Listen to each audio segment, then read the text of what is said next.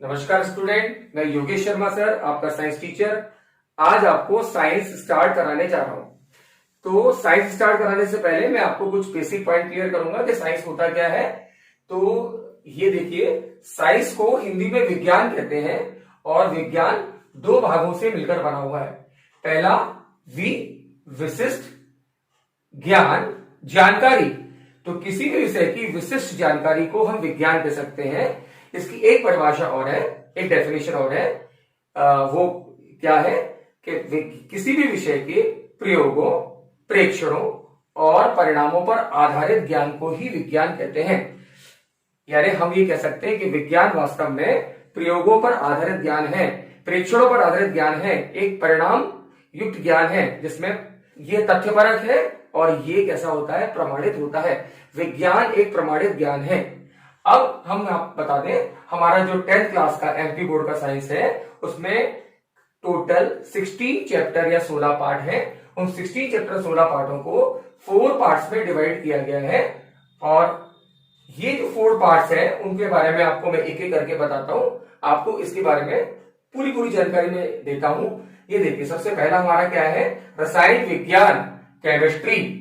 ये विज्ञान का पहला भाग है और इसमें कुल 5 चैप्टर है, 1 से लेकर 5। इनके बारे में जो भी चीजें हैं वो मैं आपको एकदम क्लियर कराऊंगा। इनमें जो भी फॉर्मूले बनाने आते हैं या जो रिएक्शंस आपको प्रॉब्लम आती है 9 तक आई होगी, वो मैं सारी क्लियर करूंगा। आपको इसके बारे में बिल्कुल भी चिंता करने की जरूरत नहीं है। सारी चीजें बेटा मैं क्लियर करके दूंगा आपको। अब सेकंड चीज है, आपका जो सेकंड पार्ट है वो है जीव विज्ञान या बायोलॉजी है। ये इसमें टोटल 4 चैप्टर है, 6 से लेकर 9 तक। ये मैं आपको पढ़ाऊंगा। हम अच्छे डायग्राम बनाएंगे, प्रोजेक्टर पे कुछ मूवी देखेंगे, उनको लेकर एनिमेशन वगैरह देखेंगे और बहुत अच्छे तरीके से हम इसको क्लियर करेंगे। आपको इसको लेकर भी कोई चिंता करने की जरूरत नहीं है। फिजिक्स, बड़ा डर लगता है लोगों को फिजिक्स से, लेकिन आपको डरने की जरूरत नहीं है। फिजिक्स के कोई भी इक्वेशंस, कोई भी न्यूमेरिकल बिल्कुल भी टफ नहीं होते हैं। हम उन्हें एक एक करके अच्छी तरह से क्रिस्टल क्लियर करेंगे। उसके लिए भी आपको कोई चिंता करने की जरूरत नहीं है। ये टोटल चैप्टर कितने हमारे 10 से लेकर 14 यानी 5 चैप्टर हो गए। ये हम पूरे क्लियर करेंगे। इनमें बहुत सारी इंटरेस्टिंग चीजें होती हैं जो हमारी डेली लाइफ या नेचर से रिलेटेड होती हैं। अब हमारा 4th पार्ट आता है एनवायरमेंटल साइंस या पर्यावरणीय विज्ञान। ये 15 और 16 चैप्टर है और ये 2 छोटे चैप्टर हैं जिन्हें हम बड़ी आसानी के साथ कवर कर सकते हैं क्योंकि हमने इन्हें 9 में भी पढ़ा हुआ है। लेकिन आज हम सबसे पहले हमारा जो है फर्स्ट पार्ट स्टार्ट करने जा रहे हैं। ये है हमारा रसायन विज्ञान या केमिस्ट्री और इसका फर्स्ट चैप्टर है केमिकल रिएक्शन। ये हमारा फर्स्ट चैप्टर रासायनिक अभिक्रिया और समीकरण है। इसका पहला जो भाग है वो है रासायनिक अभिक्रिया है। इसे हम अच्छी तरह समझते हैं और आपको मैं एक एक करके सारी चीजें इसके बारे में बताता हूं। रासायनिक अभिक्रिया समझने के लिए सबसे पहले 2 बातें हमें जानना जरूरी है। पहला अभिकारक या क्रियाकारक, दूसरा उत्पाद या प्रोडक्ट। इसके बारे में हम जानेंगे। तो सबसे पहले मैं आपको बताना चाहूंगा कि अभिकारक या क्रियाकारक क्या होते हैं। वे 2 या 2 से अधिक पदार्थ जो किसी रासायनिक क्रिया में भाग लेते हैं क्रियाकारक या अभिकारक कहलाते हैं। इन्हें इंग्लिश में रिएक्टेंट कहते हैं। रासायनिक क्रिया के उपरांत 2 या 2 से अधिक पदार्थ बनते हैं, इन्हें उत्पाद या प्रोडक्ट कहा जाता है। और पूरी रासायनिक क्रिया में क्रियाकारकों से उत्पादों का बनना ही रासायनिक अभिक्रिया कहलाता है। मेरा कहने का यहां पर यह है कि क्रियाकारकों का उत्पादों में परिवर्तित होना ही रासायनिक अभिक्रिया होता है। अपनी बातों को समझाने के लिए मैं 2 छोटे एग्जाम्पल, सरल एग्जाम्पल आपको देता हूं। सबसे पहले हम एग्जाम्पल लेंगे नंबर 1। जैसे हम देख रहे हैं कि नाइट्रोजन और हाइड्रोजन आपस में क्रिया कर रहे हैं, तो ये अभिकारक या क्रियाकारक होंगे या रिएक्टेंट होंगे। इन्हें हम R से प्रकट करेंगे और इन दोनों की क्रिया करने से क्या बन रहा है, अमोनिया बन रहा है। तो अमोनिया यहाँ पर उत्पाद या प्रोडक्ट होगा जिसे हम P से प्रकट करेंगे। एक और एग्जाम्पल देते हैं और अच्छा क्लियर हो जाएगा। तो दूसरा एग्जाम्पल हमारा क्या है, आप देख रहे हैं ना, मैग्नीशियम और ऑक्सीजन भी आपस में क्रिया कर रहे हैं। तो ये अभिकारक, क्रियाकारक या रिएक्टेंट होंगे, है ना। और इनकी क्रिया करने से मैग्नीशियम ऑक्साइड बन रहा है। तो ये एक उत्पाद, प्रोडक्ट या इसे उत्पाद या प्रोडक्ट होगा। इसे हम P से प्रकट करेंगे। आइए हम इसके आगे का स्टार्ट करते हैं। हम रासायनिक समीकरण, तो रासायनिक समीकरण को हम एक क्या करते हैं, स्टार्ट करते हैं और आपको उसके बारे में एक एक जानकारी देते हैं। ये है हमारा क्वेश्चन फर्स्ट बी, रासायनिक समीकरण। आइए हम जानते हैं कि रासायनिक समीकरण क्या होता है। रासायनिक समीकरण वास्तव में किसी रासायनिक अभिक्रिया के तथ्यों को रासायनिक भाषा में प्रकट करने की विधि है, या हम इस तरह समझ सकते हैं कि रासायनिक समीकरण किसी रासायनिक क्रिया में भाग लेने वाले क्रिया कारकों और उत्पादों को सूत्रों और संकेतों के द्वारा संक्षेप में प्रकट करने की विधि है। जैसे जिंक और सल्फ्यूरिक अम्ल की क्रिया से जिंक सल्फेट तथा हाइड्रोजन बनते हैं, ये एक बड़ा रूप है। इसी अभिक्रिया को इस तरह हमने संक्षेप में लिखा हुआ है, ये एक रासायनिक समीकरण है। अब हम रासायनिक समीकरण के दो अलग अलग प्रकारों को समझेंगे। सबसे पहला प्रकार होता है जो हम बोर्ड पर देख रहे हैं, इसे हम कंकाली समीकरण या स्केलेटन इक्वेशंस कहते हैं। ये कंकाली समीकरण या ढांचा समीकरण या स्केलेटन इक्वेशन क्या होता है? बहुत सरल बात है, थोड़ा ध्यान से सुनिए मैंने क्या कहा। कंकाली समीकरण या ढांचा समीकरण वह समीकरण होता है जिसमें समीकरण के दोनों ओर परमाणु की संख्या समान नहीं होती है, समान नहीं होती है।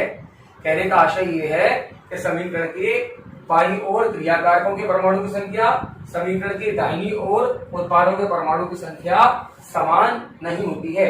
आइए इसको समझने के लिए इसी उदाहरण से समझते हैं कि कंकाली समीकरण क्या है। ये एक कंकाली समीकरण है, इसमें आप इस ओर क्रियाकारक देख रहे हैं और उस ओर क्या देख रहे हैं? उत्पाद देख रहे हैं। आइए इसको देखते हैं ये कैसे कंकाली समीकरण है। आप देख रहे हैं यहाँ ये मैग्नीशियम के परमाणु की संख्या 1 है, उस तरफ उत्पादों की ओर भी मैग्नीशियम के परमाणु की संख्या कितनी है? 1 ही है। लेकिन अगर दूसरी उसमें देखते हैं, यहाँ ये हाइड्रोजन परमाणु की संख्या 1 है, जबकि उस ओर हाइड्रोजन परमाणु की संख्या कैसी है? 2 है, तो ये असंतुलित हुआ। इसी प्रकार क्लोरीन के परमाणु की संख्या गिनकर देखते हैं, तो यहाँ क्लोरीन परमाणु की संख्या कितनी है? 1, और वहां कितनी है? 2, यहाँ भी असंतुलित है। इसका मतलब ये असंतुलित रासायनिक समीकरण है, एक कंकाली समीकरण है, एक स्केलेटन इक्वेशन है। आप में से यदि कोई रह गया है, उसे समझ में नहीं आया है, तो उसके लिए मैं एक बार फिर से सरल सरल शब्दों में धीमे धीमे समझा देता हूँ। आप एक बार फिर से समझ लीजिए, बिल्कुल आसानी से आपको समझ में आएगा। हम पढ़ रहे हैं रासायनिक समीकरण का एक प्रकार, जिसे आपने और हमने क्या कहा? कंकाली समीकरण, ढांचा समीकरण या स्केलेटन इक्वेशन। क्या होता है ढांचा समीकरण, कंकाली समीकरण या स्केलेटन इक्वेशन? हम बड़े आसानी से कह सकते हैं, किसी रासायनिक समीकरण में दोनों ओर यानी क्रियाकारकों की ओर और उत्पादों की ओर यदि परमाणु की संख्या समान नहीं होती है, तो इसे हम क्या कह सकते हैं? ढांचा समीकरण, कंकाली समीकरण या स्केलेटन इक्वेशन। इसको जानने के लिए हम क्या करते हैं? एलएचएस पे दिए हुए हमारे जो क्रियाकारक हैं और आरएचएस पे दिए गए जो उत्पाद हैं, उनके परमाणु की संख्या को गिनकर देखते हैं। जैसे इस समीकरण में यहाँ मैग्नीशियम परमाणु की संख्या 1 है, तो उस ओर भी मैग्नीशियम परमाणु की संख्या 1 है। ये तो असंतुलित। लेकिन अब और देखते हैं इसमें और क्या परमाणु है जो असंतुलित है। तो हम यहाँ देख रहे हैं हाइड्रोजन की परमाणु की संख्या कितनी है? 1, और वहां हाइड्रोजन परमाणु की संख्या कितनी दिखाई पड़ रही है? 2। तो ये एक असंतुलन की स्थिति है। अब इसी तरह हम यहाँ देखते हैं क्लोरीन परमाणु की संख्या कितनी है? 1, और उस ओर परमाणु की संख्या कितनी है? 2। ये भी एक असंतुलन की स्थिति है। तो हम इसे पूरे को क्या मानेंगे? ये एक असंतुलित समीकरण है। ये एक ढांचा या कंकाली समीकरण है, जिसे हम इंग्लिश में स्केलेटन इक्वेशन कह सकते हैं।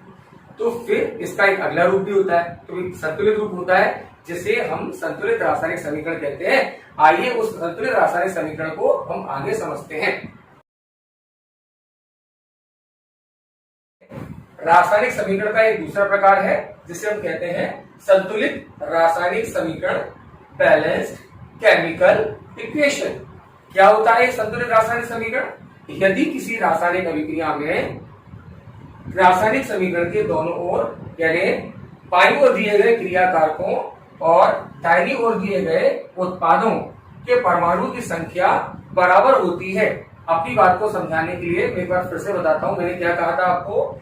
संतुलित रासायनिक समीकरण या बैलेंस्ड केमिकल इक्वेशन वास्तव में वह रासायनिक समीकरण है जिसमें किसी रासायनिक समीकरण के बाईं ओर दिए गए क्रियाकारकों के परमाणु की संख्या रासायनिक अभिक्रिया के दाहिनी ओर दिए गए उत्पादों के परमाणु की संख्या के बिल्कुल बराबर होती है। आइए इस बात को जानने के लिए कि ये संतुलित रासायनिक समीकरण है या नहीं, हम इसे थोड़ा इसके परमाणु की संख्या को बराबर करके देखते हैं। जैसे हम यहाँ देख रहे हैं, यहाँ इसके इस ओर क्रिया कारक की ओर जो LHS वाला भाग है वहां पर देख रहे हैं मैग्नीशियम परमाणु की संख्या 1 है, तो दूसरी ओर भी RHS वाले भाग में जहां उत्पाद दिए हैं वहां भी मैग्नीशियम परमाणु की संख्या 1 ही है।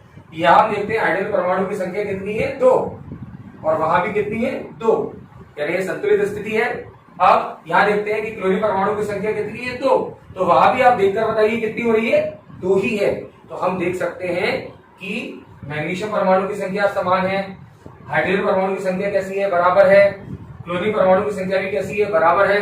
यानी हर जो भी तत्व यहाँ पर दिए गए हैं क्रियाकारक उत्पादों में, उन सबके परमाणु की संख्या कैसी है, यहाँ समान है, बराबर है। तो ये एक प्रकार का संतुलित समीकरण होगा।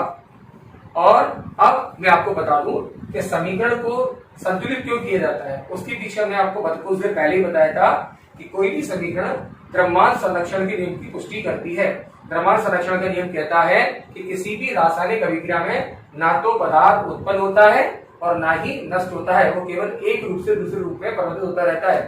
तो यहाँ इसीलिए हम क्या करते हैं, किसी रासायनिक समीकरण को कंकाली रूप में रखते हुए क्या करते हैं, संतुलित रासायनिक समीकरण जो है हमेशा बनाते हैं, और क्रिया कारक और उत्पाद के परमाणु की संख्या को बराबर बराबर रखते हैं।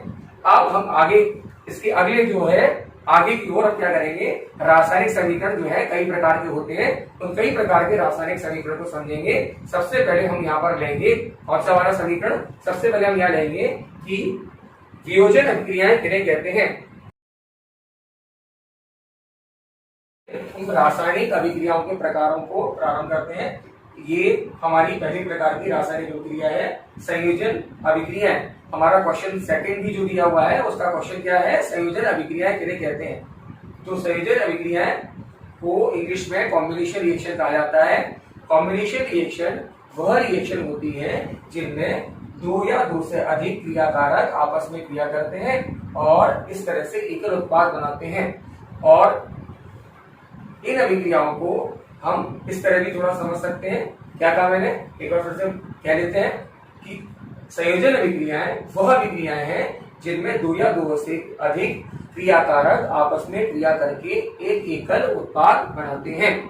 अब हम इसी तरह इसके एक एग्जाम्पल को, एक छोटा सा एग्जाम्पल लेते हैं जिसके माध्यम से हम इसको समझेंगे।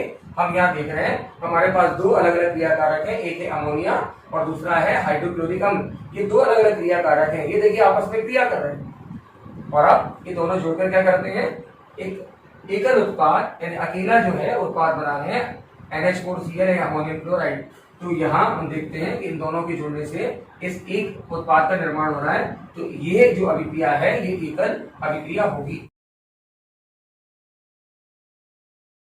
ये है अपघटन या वियोजन अभिक्रियाएं। ये हमारा क्वेश्चन 2C का आंसर है। आज हम इसको समझेंगे कि अपघटन या वियोजन अभिक्रियाएं या डिकम्पोजिशन रिएक्शन क्या होती है। ऐसी रासायनिक अभिक्रियाएं जिनमें कोई एकल क्रियाकारक या अकेला क्रियाकारक विखंडित होकर या टूटकर छोटे छोटे अलग अलग उत्पाद बनाता है, तो ऐसी रासायनिक अभिक्रियाओं को हम अपघटन या वियोजन अभिक्रियाएं कहते हैं, और इंग्लिश में इन्हें डिकम्पोजिशन रिएक्शन कहा जाता है। नहीं आया समझ में, फिर से जान लेते हैं कि किनको कहा जाता है, अपघटन, वियोजन अभिक्रियाएं या डिकम्पोजिशन रिएक्शन। वे रासायनिक अभिक्रियाएं जिनमें कोई एकल क्रियाकारक विखंडित होकर छोटे छोटे उत्पाद बनाता है, अलग अलग उत्पाद बनाता है, तो उन्हें अपघटन या विखंडन रासायनिक अभिक्रियाएं कहते हैं या डिकम्पोजिशन रिएक्शन कहते हैं। ठीक, अब हम इसके आगे का पढ़ेंगे। जो अगला हमारा जो क्वेश्चन आएगा, जो अगला क्वेश्चन है उसमें हम देखेंगे कि वियोजन अभिक्रियाओं को संयोजन अभिक्रियाओं का विपरीत क्यों माना जाता है। आपको सबको पता है कि हमने यहाँ पढ़ा था कि हम देख रहे थे कि संयोजन अभिक्रिया में क्या कर रहे थे, जो हमारे क्रियाकारक जुड़ रहे थे, जबकि वियोजन क्रिया में यहाँ क्रियाकारक टूट रहे हैं। तो इसका मतलब कैसा होगा, ये दोनों एक दूसरे के विपरीत क्रिया होंगी। आइए हम अपने अगले क्वेश्चन में इसको देखते हैं। पहले क्वेश्चन समझेंगे, उसके बाद हम इसके आंसर को एक बार और अच्छे से क्लियर करेंगे। हमारा नेक्स्ट क्वेश्चन 2D, इसमें हमसे पूछा गया है कि वियोजन अभिक्रियाओं को संयोजन अभिक्रिया का विपरीत माना जाता है क्यों। तो आइए इस बात को समझने के लिए कि वियोजन अभिक्रियाओं को संयोजन अभिक्रिया का विपरीत क्यों कहते हैं, दो उदाहरण लेते हैं। जैसा कि आप देख रहे हैं, एक ओर क्या लिखा हुआ है, वियोजन अभिक्रिया, और दूसरी ओर क्या लिखा हुआ है, संयोजन अभिक्रिया। इसमें देखते हैं क्या ऐसी चीज है जो एक दूसरे को अलग बनाती है। तो यहाँ सबसे पहले देखते हैं वियोजन क्रिया में क्या दिखाई पड़ रहा है। ये जो अकेला क्रियाकारक है, एकल क्रियाकारक है, वो विखंडित होकर या टूटकर तीन छोटे छोटे उत्पाद बना रहा है। तो देखिए ये कैसी है, वियोजन अभिक्रिया है, जिसमें हमें समझ में आ रहा है कि एक अकेला क्रियाकारक विखंडित होकर या टूटकर तीन अलग अलग छोटे छोटे उत्पाद बना रहा है, यानी ये एक प्रकार का विखंडन प्रक्रम है। अब यहाँ देखते हैं इस अभिक्रिया को अगर ध्यान से देखेंगे तो अब क्या समझ में आया कि यहाँ दो अलग अलग क्रियाकारक आपस में जुड़कर क्या कर रहे हैं, एकल उत्पाद बना रहे हैं, अकेला उत्पाद बना रहे हैं। तो ये जुड़ने की प्रक्रिया है। तो हमें क्या समझ में आया कि वास्तव में वियोजन अभिक्रिया में विखंडन हो रहा है, टूटना हो रहा है, जबकि संयोजन अभिक्रिया में क्या हो रहा है, जुड़ना या जो संयोजन का कार्य हो रहा है। तो इसीलिए हम ये कह सकते हैं कि वियोजन अभिक्रिया संयोजन अभिक्रिया की कैसी होती है, विपरीत होती है। जिन बच्चे जो आप में से रह गए बच्चे जिन्हें कुछ थोड़ा समझ नहीं आया, उन बच्चों को एक बार फिर आराम से बता दूं। आप इसके शब्द पे ध्यान दीजिए। वी माने अलग, वियोजन यानी जुड़ी चीजों को अलग कर देना। तो क्या समझाया, यहाँ आप देख समझ सकते हैं। इस शब्द को यहाँ एक्सप्लेन करता हूँ। आप देख रहे हैं ये एक अकेला क्रियाकारक है, ये विखंडित होकर या टूटकर क्या करता है, तीन अलग अलग उत्पाद बना रहा है। तो ये एक टूटने की प्रक्रिया है। अगर हम इसके दूसरे भाग में जाएं, इस साइड आकर देखें क्या दिखाई पड़ रहा है। हम देख रहे हैं संयोजन, सा माने साथ में, योजन माने जुड़ गया, यानी कुछ यहाँ आकर के एक साथ जुड़ गया। तो आप देख सकते हैं कि इस अभिक्रिया में यहाँ अमोनिया और हाइड्रोक्लोरिक अम्ल आपस में जुड़ रहे हैं और एकल उत्पाद अमोनियम क्लोराइड बना रहे हैं। तो यहाँ जुड़ने की प्रक्रिया चल रही है। वहां क्या हो रहा था, वहां मैंने क्या दिखाया, यहाँ पर टूटने की प्रक्रिया चल रही है। और अगर हम इस साइड जाकर देखते हैं तो क्या देख रहे हैं, यहाँ पर जुड़ने की प्रक्रिया चल रही है। वहां टूटने की प्रक्रिया है, यहाँ जुड़ने की प्रक्रिया है, यानी दो अलग अलग प्रक्रिया हैं। इसीलिए हम ये कह सकते हैं कि वियोजन अभिक्रिया संयोजन अभिक्रिया की कैसी होती है, विपरीत मानी जाती है।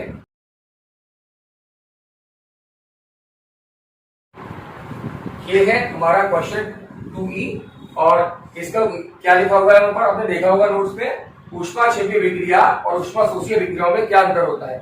आइए जानते हैं कि दोनों अभिक्रियाओं, ऊष्माक्षेपीय अभिक्रिया और ऊष्माशोषी अभिक्रियाओं में क्या अंतर है। सबसे पहले हम इसके लिए लेते हैं ऊष्माक्षेपीय अभिक्रिया या एक्सोथर्मिक रिएक्शन। क्या होती है ऊष्माक्षेपीय अभिक्रिया, वह रासायनिक अभिक्रिया जिसमें उत्पाद के निर्माण के साथ साथ ऊष्मा भी उत्पन्न होती है, उन्हें ऊष्माक्षेपी अभिक्रिया कहते हैं। क्या बताया मैंने, वह रासायनिक अभिक्रिया जिनमें उत्पाद के निर्माण के साथ साथ ऊष्मा भी उत्पन्न होती है, उन्हें ऊष्माक्षेपी अभिक्रिया कहा जाता है। जैसा कि इसमें जो भी ऊष्मा उत्पन्न होती है उसे उत्पाद की ओर डेल्टा का संकेत लिखकर प्रकट किया जाता है। अब इस उदाहरण में देखते हैं, जैसे हम देख रहे हैं कि कोयले को जब वायु की उपस्थिति में जलाया जाता है तो कार्बन डाइऑक्साइड नाम का उत्पाद तो उत्पन्न होता ही होता है, लेकिन साथ साथ क्या होता है, ऊष्मा भी उत्पन्न होती है। तो कोयले का जलना एक प्रकार की ऊष्माक्षेपी अभिक्रिया है। अब इसका विपरीत लेते हैं, ऊष्माशोषी अभिक्रिया। नाम से स्पष्ट हो रहा है ऊष्मा का शोषण हो रहा है। तो हम क्या ध्यान देंगे यहाँ पर, ऊष्माशोषी क्रिया क्या होती है, वह रासायनिक अभिक्रिया है जिसमें ऊष्मा का अवशोषण होता है, उन्हें ऊष्माशोषी अभिक्रिया या एंडोथर्मिक रिएक्शन कहते हैं। हम इसको समझने के लिए ये वाला नीचे वाला उदाहरण लेंगे। क्या लिखा है उदाहरण में, ये है कैल्शियम कार्बाइड, चूना पत्थर, पहचानते हैं। ये क्या करता है, ऊष्मा का, जब इसे गर्म करते हैं तो ये ऊष्मा का अवशोषण करता है और कैल्शियम ऑक्साइड बनाता है तथा CO2 गैस उत्पन्न होती है। इस क्रिया में ऊष्मा का शोषण हो रहा है, तो कैल्शियम कार्बाइड का गर्म किया जाना एक प्रकार की ऊष्माशोषी अभिक्रिया है। तो हमारा क्वेश्चन 3 क्या है, विस्थापन अभिक्रियाएं किन्हें कहते हैं। तो विस्थापन अभिक्रियाएं या डिस्प्लेसमेंट रिएक्शन क्या होती हैं, वे रासायनिक अभिक्रियाएं जिनमें एक अभिकारक तत्व जो कि अधिक क्रियाशील होता है वह दूसरे अभिकारक यौगिक के कम क्रियाशील तत्व को विस्थापित कर देता है, अर्थात उसे अपने स्थान से हटा देता है। और स्वयं उसका स्थान ग्रहण कर लेता है। किया कि नहीं किया? स्वयं उसका स्थान ग्रहण कर लेता है, तो इन क्रियाओं को विस्थापन अभिक्रिया कहते हैं। संक्षेप में हम ऐसे कह सकते हैं, दोबारा समझ लीजिए एक बार, वह रासायनिक अभिक्रियाएं जिनमें कोई एक अभिकारक तत्व दूसरे अभिकारक यौगिक के दूसरे तत्व को विस्थापित कर देता है, अर्थात उसे उसके स्थान से हटा देता है और स्वयं उसके स्थान पर आकर स्थापित हो जाता है, तो ऐसी अभिक्रियाओं को विस्थापन अभिक्रियाएं या डिस्प्लेसमेंट रिएक्शन कहते हैं। और अब हम क्या करेंगे, इसी का एक अगला रूप पढ़ेंगे, द्विविस्थापन अभिक्रियाएं, जिनमें हम देखेंगे कि कैसे जो है एक साथ दो अलग अलग क्रियाकारकों के दो अलग अलग क्या करेंगे, आपस में एक दूसरे को विस्थापित करते हैं। आइए हम पढ़ने जा रहे हैं द्विविस्थापन अभिक्रियाएं या डबल डिस्प्लेसमेंट रिएक्शन।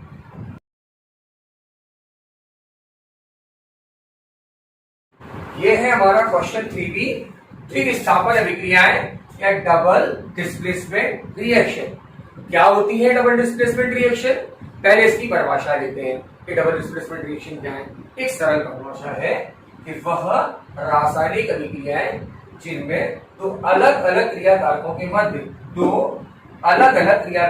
मध्य आयनों का आदान प्रदान होता है, उन्हें द्विविस्थापन अभिक्रियाएं कहते हैं। ये थोड़ा समझ में नहीं आया होगा, इसे समझाने के लिए मैं ये उदाहरण आपको देता हूँ। हम यहाँ देख रहे हैं बोर्ड पर क्या लिखा हुआ है। पहला हमारा जो क्रियाकारक है वो BaCl2 या बेरियम क्लोराइड है, जबकि हमारा दूसरा जो क्रियाकारक है कौन सा है, Na2SO4 या सोडियम सल्फेट है। अब ये दोनों आपस में क्या कर रहे हैं, क्रिया कर रहे हैं और द्विविस्थापन कर रहे हैं। कैसे कर रहे हैं, देख रहे हैं। एक तरफ क्या कर रहा है, बेरियम क्लोराइड का बीजेम क्या कर रहा है, सोडियम को विस्थापित कर रहा है।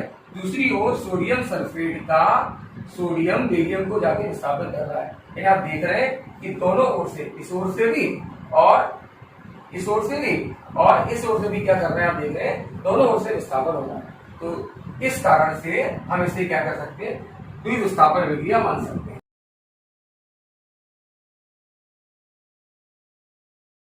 तो हमारे क्वेश्चन नंबर 3D में क्या लिखा हुआ है, हमें क्वेश्चन 3D में बताया गया, पूछा गया है कि ऑक्सीजन के योग या ऑक्सीजन के ह्रास के आधार पर उपचयन और अपचयन अभिक्रियाओं को समझाइए या उपचयन और अपचयन को समझाइए। तो हमने यहाँ पर दो शब्द सुने, बिल्कुल मिलते जुलते हैं, लेकिन वाकई में वो अलग अलग है। पहला शब्द हमारा कौन सा है, उपचयन, पहचानिए इसे, और दूसरा शब्द हमारा क्या है, अपचयन। है ना अंतर दोनों में? अब हम इसको एक एक करके समझेंगे तो हमें और ज्यादा अंतर क्लियर होगा। सबसे पहला शब्द लेते हैं उपचयन या ऑक्सीकरण या ऑक्सीडेशन अभिक्रियाएं क्या होती है। जैसा कि परिभाषा से भी स्पष्ट है कि वह रासायनिक अभिक्रियाएं जिनमें ऑक्सीजन का योग होता है उन्हें उपचयन, ऑक्सीकरण या ऑक्सीडेशन रिएक्शन कहते हैं।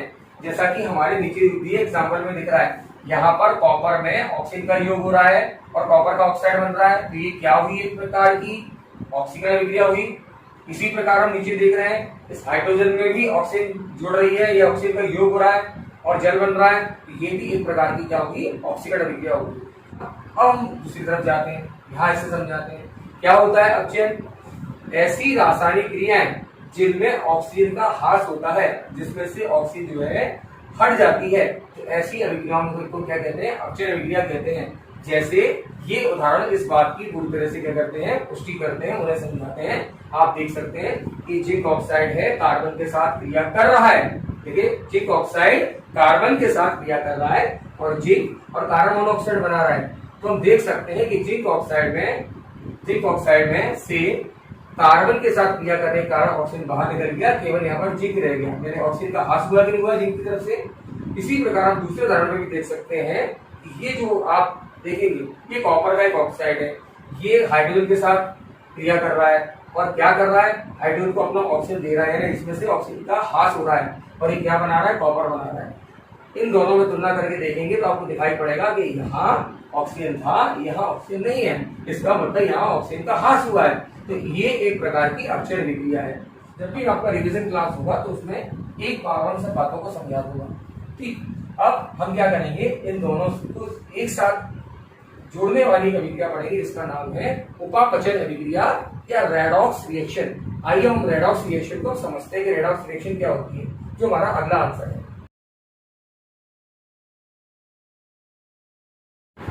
तो ये है हमारा 3 नंबर का क्वेश्चन, अपचय या रेडॉक्स अभिक्रियाएं किन्हें कहते हैं। तो अपचय या रेडॉक्स अभिक्रिया क्या होती है? वह रासायनिक अभिक्रियाएं जिनमें ऑक्सीजन का योग और ऑक्सीजन का ह्रास एक साथ होता है, उन्हें रेडॉक्स या उपापचय अभिक्रियाएं कहते हैं। यानी ऐसी रासायनिक क्रियाएं जिनमें ऑक्सीजन का योग यानी ऑक्सीजन जुड़ती भी है और ऑक्सीजन का ह्रास यानी जिनमें ऑक्सीजन घटती भी है, उन्हीं को उपापचय अभिक्रियाएं या रेडॉक्स अभिक्रिया कहा जाता है। अधिक समझने के लिए, ठीक से जानने के लिए हम क्या करते हैं, एग्जाम्पल को ले लेते हैं। एग्जाम्पल हमें पूरी बात को क्लियर कर देगा।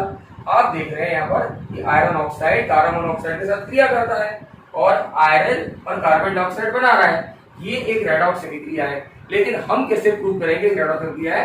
हमें इसको प्रूव करने के लिए यहाँ दिखाना पड़ेगा कि कहाँ ऑक्सीजन की हानि हो रही है और कहाँ ऑक्सीजन जुड़ रहा है इसमें। तो सबसे पहले हम देखेंगे, जैसे ये देखिए Fe2O3 है। अब आगे क्या बन गया बेटा? ये बना Fe। ये क्या बना? Fe, यानी इसका ऑक्सीजन देखिए यहाँ गायब हो गया, ऑक्सीजन का ह्रास हो गया है। तो आप देख सकते हैं क्या हो रहा है, एक प्रकार की यहाँ पर इन दोनों के बीच में अपचय अभिक्रिया हो रही है।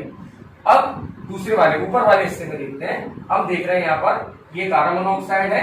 अगर क्या होता है, क्रिया तो इसके साथ कर ही रहा है, तो इसको यहाँ से ऑक्सीजन मिल रही है, तो इसमें ये यहाँ से निकलने वाली ऑक्सीजन जुड़ रही है, तो ये क्या बन रहा है? कार्बन डाइऑक्साइड बन रहा है। तो हम इस ऊपर वाले हिस्से में देखते हैं कि यहाँ ऑक्सीजन का योग हो रहा है।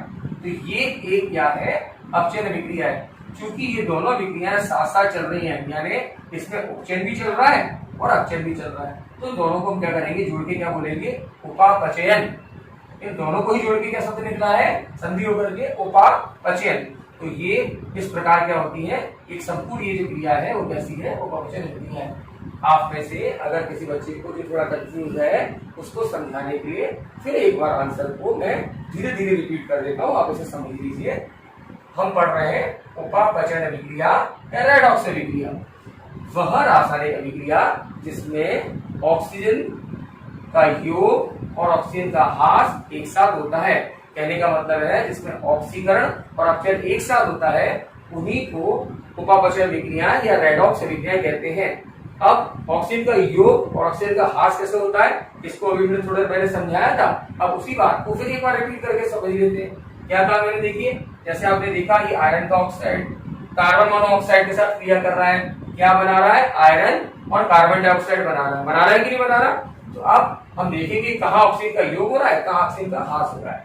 ये देखिए, सबसे पहले हम देखते हैं कि यहाँ Fe2O3 लिखा है, लेकिन जब ये क्रिया हो गई तो क्रिया के पश्चात जो उत्पाद बना उसमें से ऑक्सीजन जो है अनुपस्थित, यानी यहाँ पर ऑक्सीजन का ह्रास हो चुका है। तो ये क्या होगा? ऑक्सीजन का ह्रास हो रहा है, तो क्या हो जाएगा? एक प्रकार की अपचय अभिक्रिया है। क्लियर? अब इसको लेते हैं। अब यहाँ देख रहे हैं ये केवल CO है, कार्बन मोनोऑक्साइड है, लेकिन क्रिया हो जाने के पश्चात एक किसमें बदल गया? CO2 में, यानी यहाँ पर ऑक्सीजन की संख्या बढ़ रही है, ऑक्सीजन जुड़ रहे हैं। तो ये एक प्रकार का क्या होगा? अपचय अभिक्रिया है। अब जैसा कि मैंने आपको बताया था, क्योंकि इसमें आप देख सकते हैं इस क्रिया में उपचयन और अपचयन एक साथ चल रहे हैं, तो इन्हें हम जोड़कर क्या कहेंगे? उपापचय अभिक्रिया कहेंगे, और इंग्लिश में से रेडॉक्स अभिक्रिया कहा जाता है। आइए हम अपने अगले क्वेश्चन की तरफ बढ़ते हैं। हमारा जो अगला क्वेश्चन है वो तो ये हमारा 4 क्वेश्चन है, अवक्षेपण अभिक्रियाएं किन्हें कहते हैं। तो क्या होती है ये अवक्षेपण अभिक्रिया या प्रेसिपिटेशन रिएक्शन? देखिए, वह रासायनिक अभिक्रियाएं जिनमें 2 क्रियाकारकों को मिलाने पर बनने वाला उत्पाद गाढ़े रूप में अवक्षेप रूप में प्राप्त होता है, तो ऐसी अभिक्रियाओं को अवक्षेपण अभिक्रिया कहा जाता है। तो सरल शब्दों में अपन क्या कहेंगे?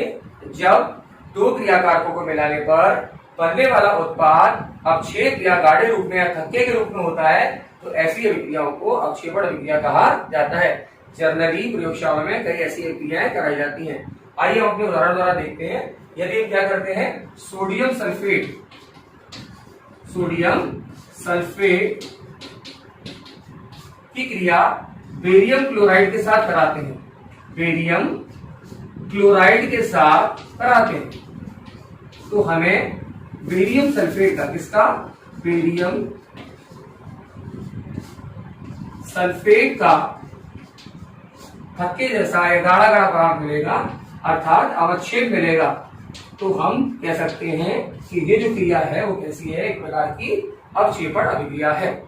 और अब हम अपने एक एग्जाम्पल जो हमें दिया हुआ है हमारे अगले क्वेश्चन में, उसमें हमसे पूछा गया है, दिखाया गया है कि ये किस प्रकार की विक्रिया है। आइए उस अभिक्रिया को लिख करके एक बार चेक करके देखते हैं कि ये कौन सी प्रकार की विक्रिया है। आइए देखते हैं अभिक्रिया कौन सी विक्रिया है।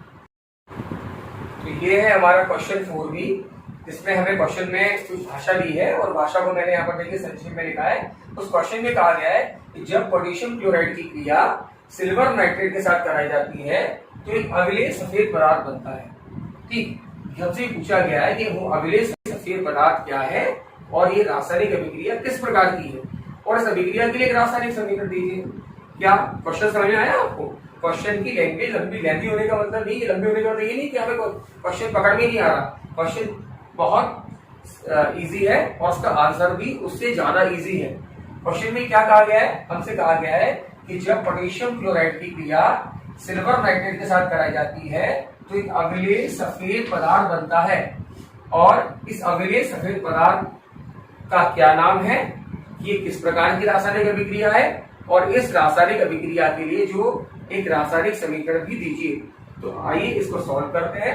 सबसे पहले जैसा कि भाषा में दिया था क्वेश्चन की, उसके लिए हमने सबसे पहले क्या लिखा, पोटेशियम क्लोराइड का सूत्र होता है KCl, सिल्वर नाइट्रेट का सूत्र क्या होता है AgNO3।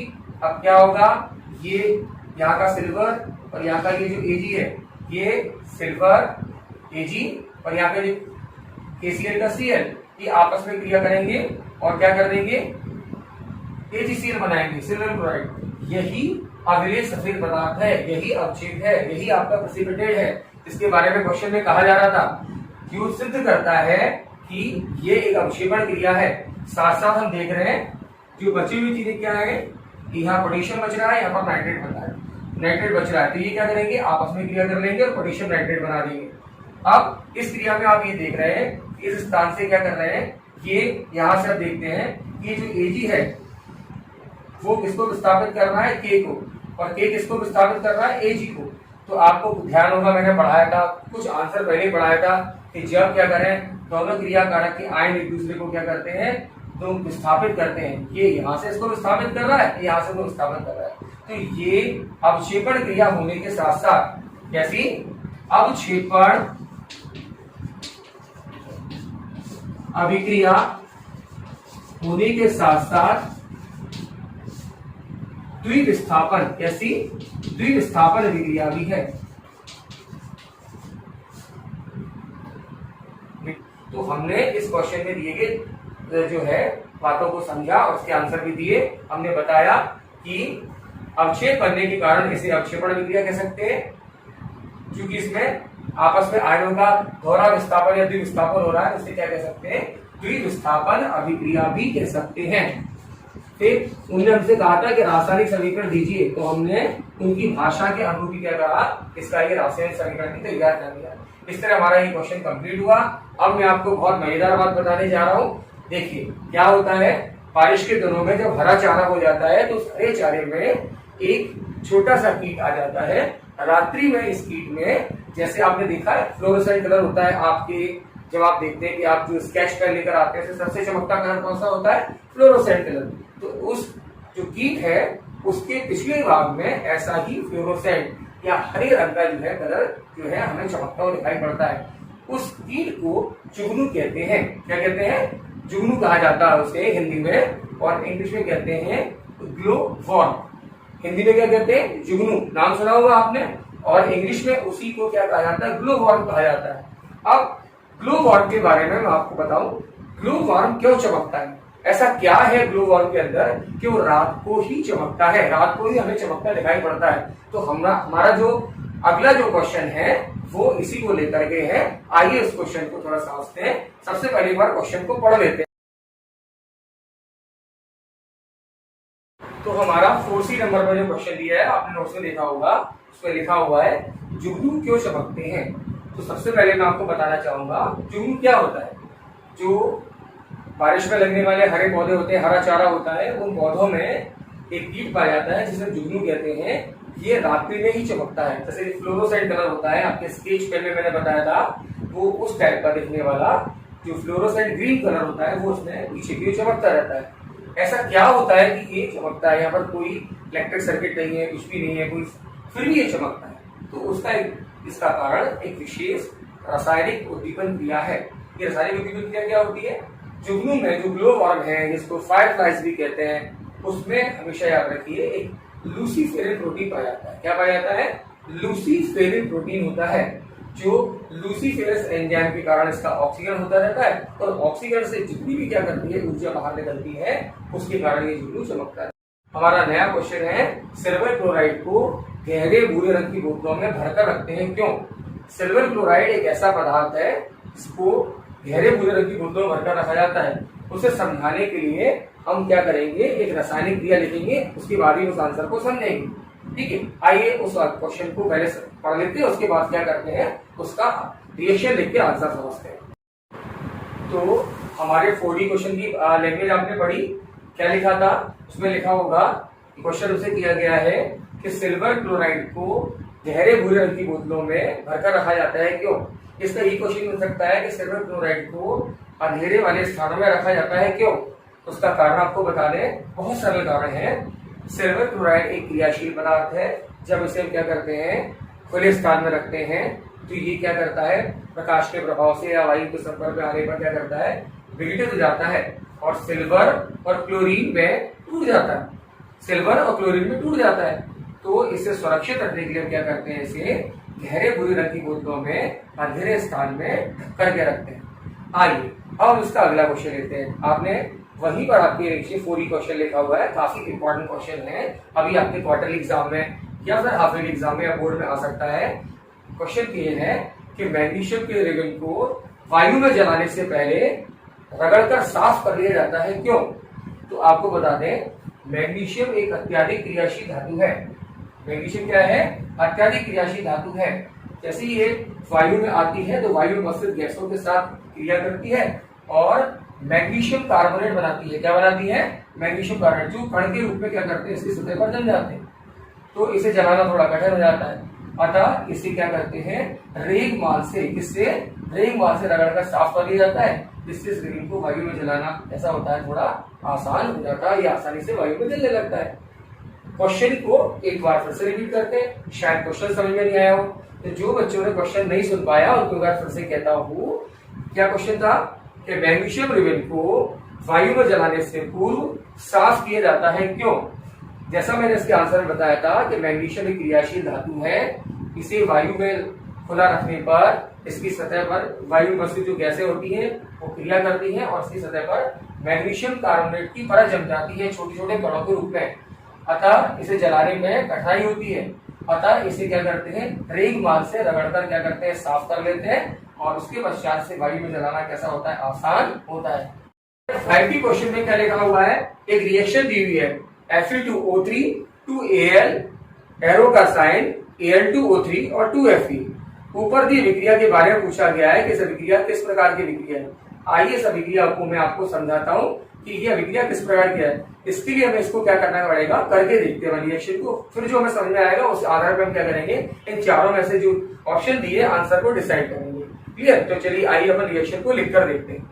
तो आप देखते हैं इस क्रिया में देखेंगे ध्यान से, तो इस क्रिया में देखेंगे ये जो एल्यूमिनियम है वो क्या कर रहा है, यहाँ पर आकर अधिक क्रियाशील धातु है लोहे की तुलना में, तो क्या करेगा, सिर्फ लोहे को या जो आयरन है उसके परमाणु को इस स्थान से क्या कर देगा, हटा देगा और उसके स्थान ले लेगा। जब कोई किसी को उसके स्थान से हटाता है और उसका स्थान लेता है तो आपको पता है इसे विस्थापन कहते हैं। इसका मतलब क्या हो रहा है, ये हटा रहा है और उसका स्थान ले रहा है, यानी क्या कर रहा है, विस्थापन कर रहा है। तो हम समझ गए कि कैसा हो रहा है, यहाँ पर विस्थापन हो रहा है। कैसी विक्रिया होगी, एक प्रकार की विस्थापन अभिक्रिया होगी। इसका मतलब ये है कि हमारा आंसर, अब जो 4th नंबर का आंसर है डी, वो सही होगा इसके लिए। आया? अब इसके जैसा ही जो नीचे क्वेश्चन दिया हुआ है वो भी अपन आइए सॉल्व करके देखते हैं। एक बार पढ़ लेते हैं, उसके बाद इसको भी सॉल्व कर देते हैं। कठिन लग रहा है कि आपको कोर्स, बिल्कुल आसानी के साथ देखिए मैं सारी चीजें आपको कवर कर रहा हूँ। फिर भी आपको यदि कोई प्रॉब्लम है तो मैं इसे एक बार रिवीजन के थ्रू भी क्लियर करा दूंगा। जब हमारा टेस्ट होगा उससे पहले हम क्या करेंगे, एक बार जितना कोर्स है उसका एक धीमा धीमा आसान रिवीजन करेंगे, एग्जाम्पल के थ्रू रिवीजन करेंगे, हो सकता है कुछ चीजें हम आपको जो है कुछ और नए तरीके से समझाएं या दिखाएं तो आपको और ज्यादा क्लियर हो जाएंगी। चिंता नहीं कीजिए, जैसे हमारी रेगुलर क्लास में आपको समझाते हैं ऐसा हमारा पूरा प्रयास है कि हम आपको इन ऑनलाइन क्लासेस में भी समझाएं। क्लियर? आगे बढ़ते हैं और अपना अगला क्वेश्चन पढ़ते हैं। आप भी पढ़िए और मैं यहाँ इसको क्लियर करता हूँ।